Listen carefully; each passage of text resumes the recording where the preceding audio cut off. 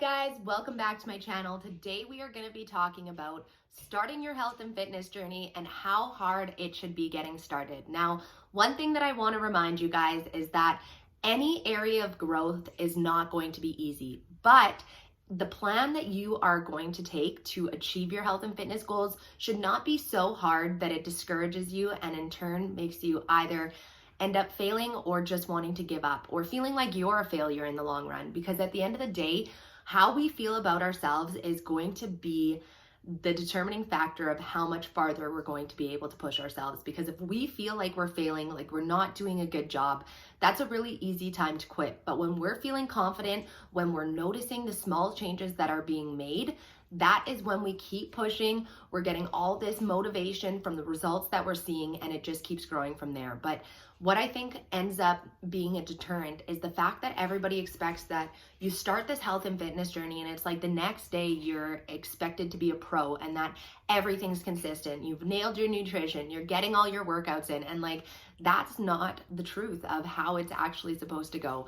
At the end of the day, a lot of the reason as to why we're struggling with the things that we are is because there has been shit that we've gone through in our life that has made things complicated, that has pulled us away from wanting to be our best selves and or to look after ourselves properly. So when we're able to recognize that we are growing through some really big things, it's not like it's just that we're flipping on a switch and everything's going to be good to go.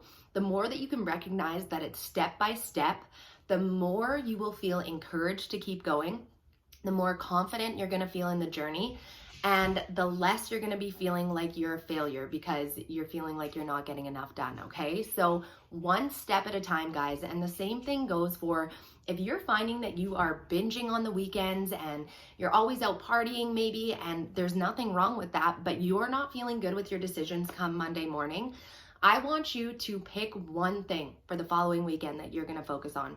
Whether it means that you're going to be having a water in between your drinks, whether it means that you're going to be having 2 meals on the weekend that you're super proud of, or maybe it means that you're going to get your workout done before you go and hang out with your friends.